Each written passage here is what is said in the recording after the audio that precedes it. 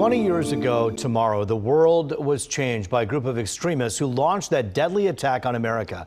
One group of Metro Detroiters felt the pain that everybody else was feeling with an added blow, hatred from within their own community.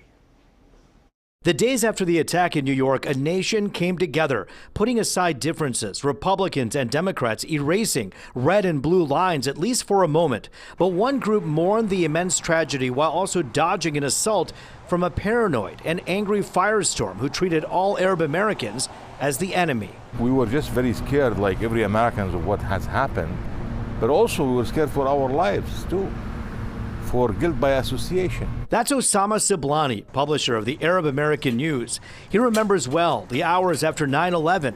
His life was threatened almost immediately. I was subjected to, to attempt on my life here that day from people who were arrested by the Dearborn police and then they were sent to jail.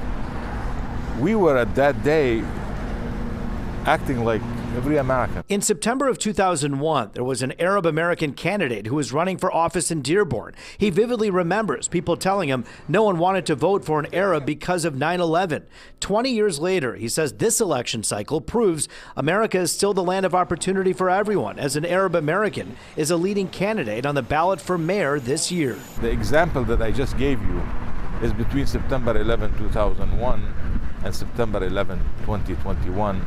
There is a huge advancement for our community, and that shows that this country is still a great nation. Chief Ronald Haddad has been in law enforcement for almost 50 years in Detroit and now in Dearborn. Arab Americans in Metro Detroit had to play defense while also trying to deal with the magnitude of the tragedy. People that remotely resembled Arab or Muslim, they got targeted.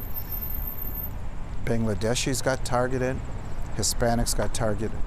And you know, that's the sin of bigotry. We think it's always aimed at someone else.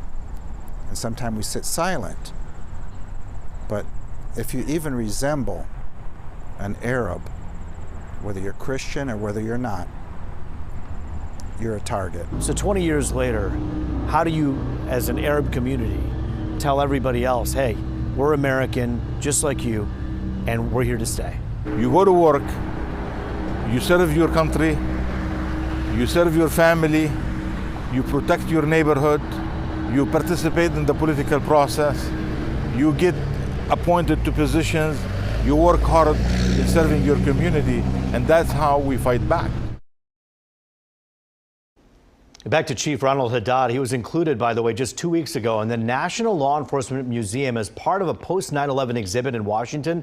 The display honors Haddad as an Arab American police chief, and that is a pretty big honor, of course, just a few weeks before this anniversary of 9/11. Yeah, a lot of people experienced a lot of different things, including just so much anger at that time. No one really could make what exactly happened, why it happened, and wanted to blame somebody. And in the result, we saw, so much hatred, like we talked about. So yeah, I'm glad we've come a long way. We've learned a lot, and now we're looking back. Yeah, and you look back and you hope that everyone has evolved enough to understand who the threat is, and that was a threat that came from outside, not from inside our own borders. And so we are supposed to honor one another regardless of our backgrounds, and you hope that that's where we're at now. All right, Rope, thanks.